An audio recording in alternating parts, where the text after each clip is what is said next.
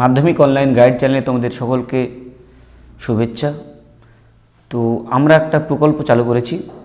পশ্চিমবঙ্গের বিভিন্ন স্কুল থেকে আমরা ভালো ভালো প্রশ্নপত্র সংগ্রহ করেছি টেস্টের এবং সেগুলো সমাধান করছি।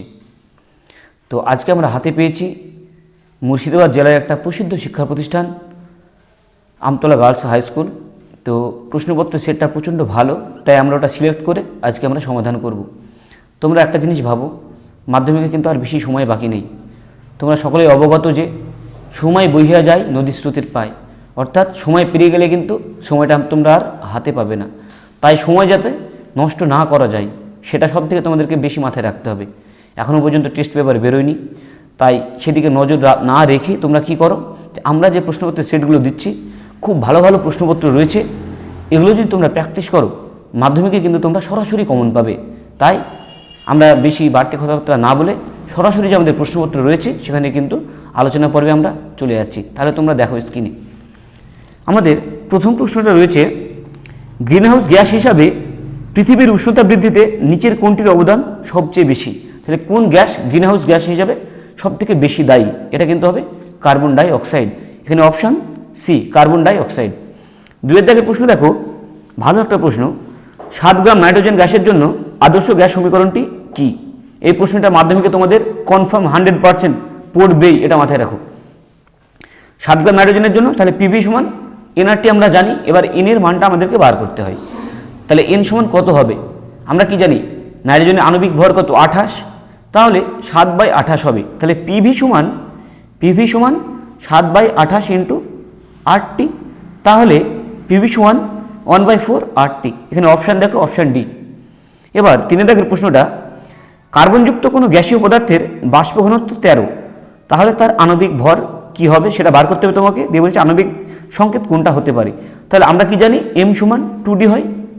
তাহলে কোনো একটা গ্যাসের বাষ্প ঘনত্ব যদি 13 হয় তার আণবিক ভর কিন্তু হবে 26। তাহলে এখানে যে 4টে অপশান দেওয়া আছে দেখো, C2H4 এর কিন্তু আণবিক ভর 28, C2H6 এর আণবিক ভর 30 এবং কার্বন ডাই অক্সাইড এর আণবিক ভর 44। তাহলে কার 26? যেটা দিয়েছে C2H2 যেটা অপশান ডি, এটা কিন্তু তোমার যে সংকেতটা রয়েছে তার আণবিক ভর কিন্তু 26। তাহলে অপশান বি হবে সঠিক উত্তর। 4টা দেখো, কোনো একটা কঠিন পদার্থের ক্ষেত্র প্রসারণ গুণাঙ্ক দিয়েছে x, তাহলে তার যে দৈর্ঘ্য প্রসারণ গুণাঙ্ক সেটা কত হবে? তাহলে আমরা কি জানি দৈর্ঘ্য প্রসারণ গুণাঙ্ক আর ক্ষেত্র প্রসারণ গুণাঙ্ক এবং আয়তন প্রসারণ গুণাঙ্ক এদের অনুপাত কত হয়? 1:2:3।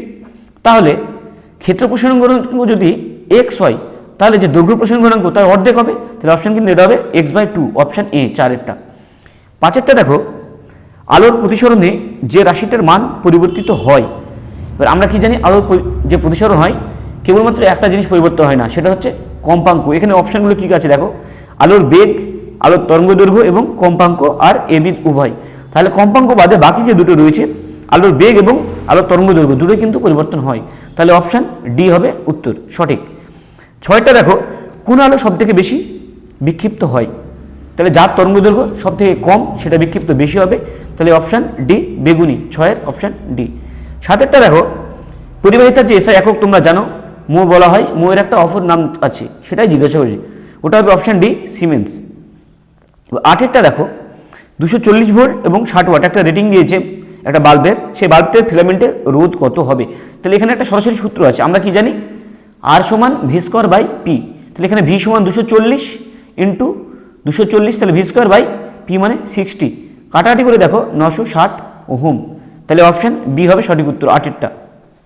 9এরটা দেখো, নিচের কোনটা সঠিক নয় অর্থাৎ বক্তব্যটি ভুল?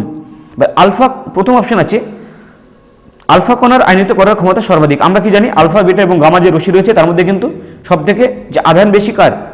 আলফা কণার। তাহলে প্রশ্নটা সঠিক যে মন্তব্য দিয়েছে। এবার 2 নম্বর দেখো, বিটা কণা হলো ইলেকট্রন কণার স্রোত, এটাও সঠিক। গামা রশ্মি আদানবিহীন, এটাও সঠিক। এবার অপশান ডি যেটা দিয়েছে আলফা কণার ভর প্রোটনের ভরের দ্বিগুণ, এটা কিন্তু ভুল। কারণ দেখো আলফা কণা মানে কি হিলিয়াম 2+ আয়ন, এবার হিলিয়ামের দুটো প্রোটন থাকে দুটো নিউট্রন থাকে, তাহলে কিন্তু আমি যদি প্রোটন আর নিউট্রনের ভর পাই সমান ধরি তাহলে কিন্তু প্রোটনের ভরের 4 গুণ বলতে পারবো আমি। তাহলে অপশান ডি হবে ভুল। তাহলে উত্তর হবে অপশান ডি 9এর। 10এর দেখো, 10এরটা রয়েছে নিচের কোনটি সন্নিগত মৌল নয়? এখানে আছে লোহা, কোবাল্ট, ক্যালসিয়াম এবং ক্রোমিয়াম। আমরা কি জানি এখানে যে অপশান সি রয়েছে ক্যালসিয়াম ওটা কিন্তু সন্ধিগত মৌল নয়, বাকি যে তিনটে রয়েছে সবগুলো কিন্তু সন্ধিগত মৌল। 11টা দেখো, নিচের অণুগুলির মধ্যে কোনটিতে সমযোজী ত্রিবন্ধন রয়েছে? প্রথমে নর্মাল লোহা দিয়েছে Fe, কোনো সম্ভাবনা নেই। তারপরে দেখো HCN, এই যৌগটা কীরকম হয়? HCN কিন্তু CrN এর মধ্যে একটা ট্রিপল বন্ধন থাকে এবং CrH একটা সিঙ্গেল বন্ধন থাকে। তাহলে HCN যেটা হাইড্রোজেন সায়ানাইড, সেটা হবে সঠিক উত্তর 11 বি। 12টা দেখো, অ্যানোড মান্ডে কোন ধাতুটা পাওয়া যায় না? তাহলে অ্যানোড মান্ডে অ্যাকচুয়ালি কী পাওয়া যায়? যে ভালো ভালো যে অলঙ্কার তৈরি হয় যে ধাতুগুলো দিয়ে, সেগুলো কিন্তু আমরা পাই। সেগুলো কি? সোনা, রূপা, প্ল্যাটিনাম, এগুলো পাই। সোনার কি? AU, রূপার AG, প্ল্যাটিনামের PT। তাহলে বাকি থাকছে কি? AT অর্থাৎ অ্যাস্টাটিন। 12 হবে অপশান ডি, অ্যাস্টাটিন। 13টা দেখো, নিচের কোনটি বিজারক গ্যাস নয়? H2S এবং NH3H2, তিনটি যে গ্যাস রয়েছে, তিনটে কিন্তু বিজারক গ্যাস। এখানে একটা মাত্র বিজারক গ্যাস নেই, সেটা হলো কার্বন ডাইঅক্সাইড। তাহলে অপশান ডি। 14টা দেখো, কার্বনের পরিমাণ সবথেকে কম থাকে কোথায়? আমরা কি জানি যে ইস্পাত তৈরিতে কিন্তু কার্বন লাগে। এবার কত পার্সেন্ট লাগে, কোনটাতে কম বেশি, সেটাই তোমাদের প্রশ্ন দিয়েছে। কাস্ট আয়রন, ইস্পাত, পেটা লোহা এবং ঢালাই লোহা। এটা মাথায় রাখবে, সব থেকে কম থাকে কিন্তু পেটা লোহা। 14 অপশান বি। কত পার্সেন্ট থাকে? 0.02 থেকে 0.08%। আর সব থেকে বেশি থাকে এই চারটির মধ্যে কাস্ট আয়রনে। তাহলে 15টা দেখো, প্রদত্ত কোন যৌগটি Br2 অর্থাৎ ব্রোমিন এবং CCl4 যেটা রয়েছে কার্বন টেট্রাক্লোরাইড দ্রবণকে বর্ণহীন করবে? এখানে অপশান যেটা বি রয়েছে দেখো, C2H4 অর্থাৎ ইথিন। ইথিন যে যৌগ রয়েছে, ইথিনের সঙ্গে যদি আমি বিক্রিয়া ঘটাই, ইথিনের সঙ্গে অ্যাকচুয়ালি ব্রোমিনের বিক্রিয়া হয়, পাশে কি থাকে? CCl4 অবস্থান করে, বিক্রিয়া করে কিন্তু উৎপন্ন করে যেটা 1,2 ডাইব্রোমো ইথেন, সেটা কিন্তু বর্ণহীন। তাহলে অপশান বি হবে এখানে সঠিক উত্তর। তাহলে এবার যে অতি সংক্ষিপ্ত প্রশ্ন রয়েছে সেটা আমরা আলোচনা পূর্বে ঢুকে পড়ছি, সেটা দেখো কি হবে।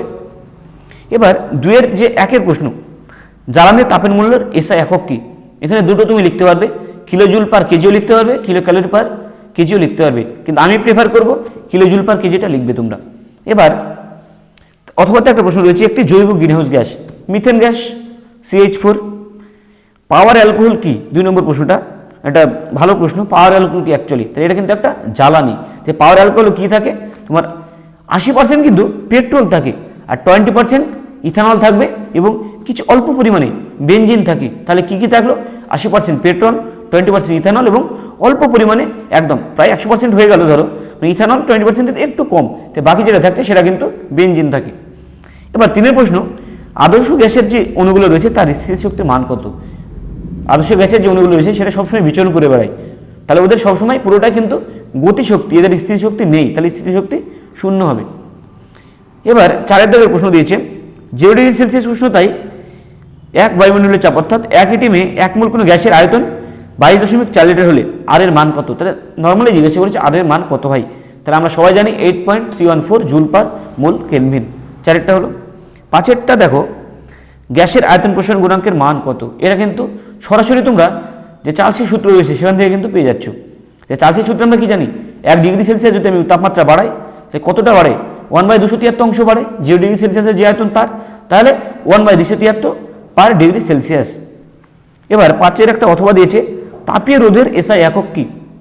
কেলভিন পার ওয়াট, কে পার ওয়াট বা K/W বলতে পারো, বা কেলভিন পার ওয়াট।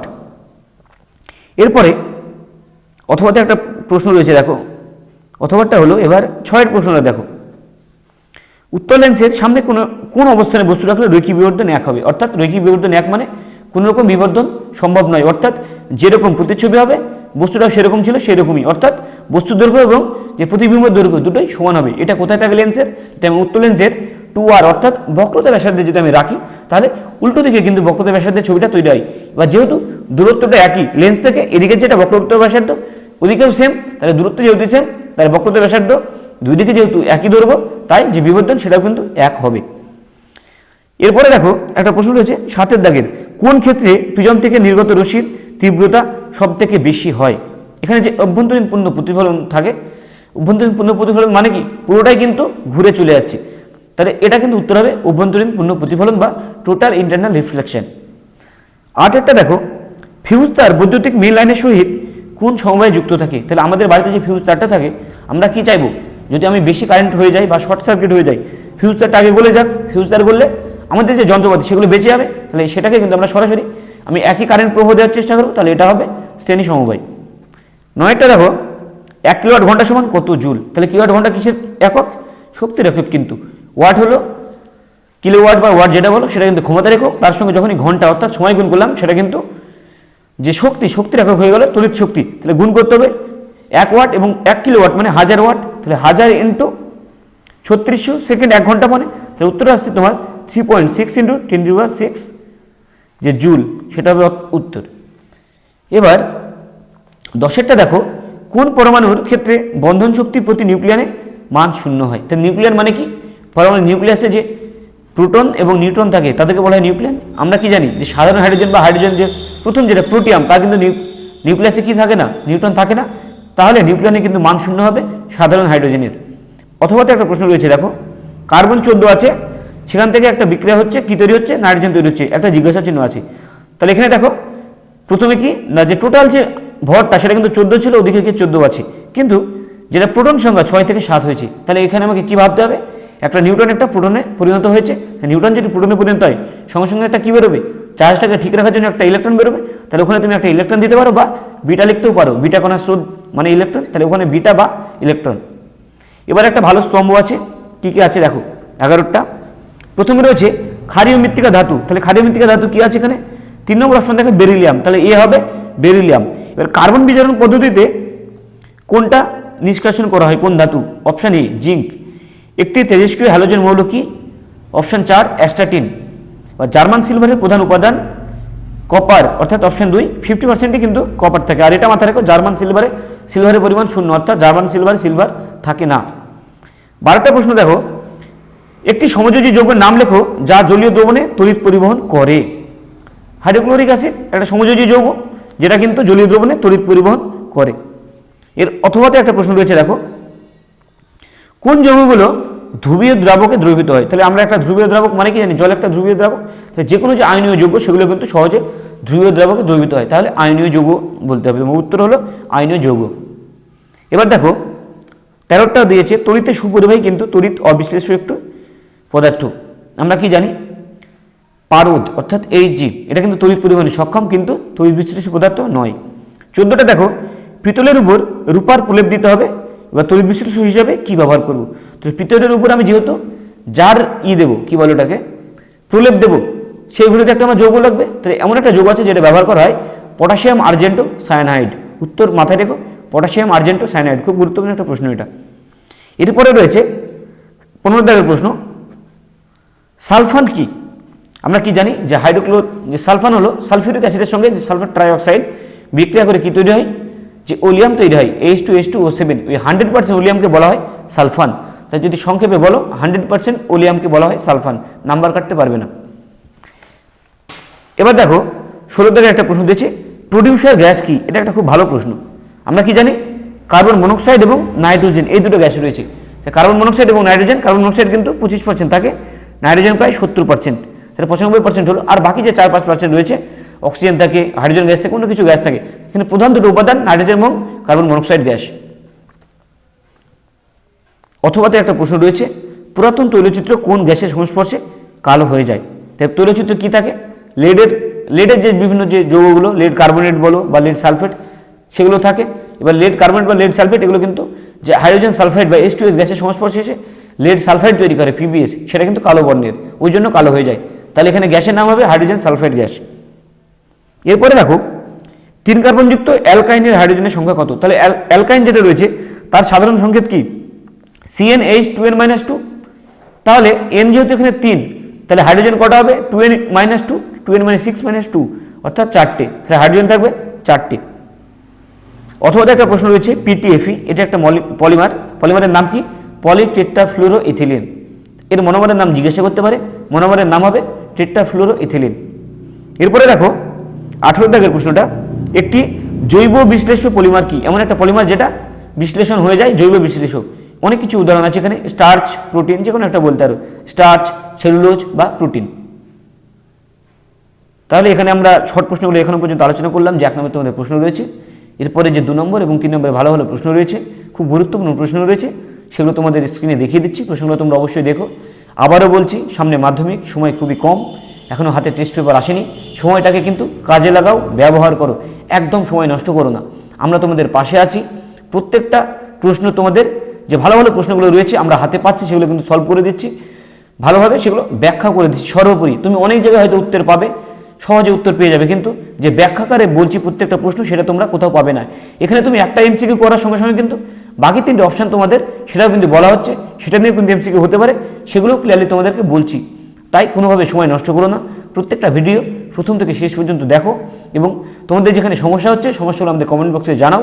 যদি ভিডিওটা ভালো লেগে থাকে অবশ্যই লাইক করো, শেয়ার করো এবং সাবস্ক্রাইব করো ইউটিউবে দেখে থাকলে। যদি ফেসবুকের পেজ থেকে তোমরা ভিডিওটা দেখো, ফেসবুকের পেজটিকে তোমরা ফলো করো। তাহলে আজকে আমরা এখানে শেষ করলাম। পরবর্তী কোনো ভিডিওতে কিন্তু আবার তোমাদের দেখা হচ্ছে প্রশ্নপত্র আলোচনা পর্ব নিয়ে।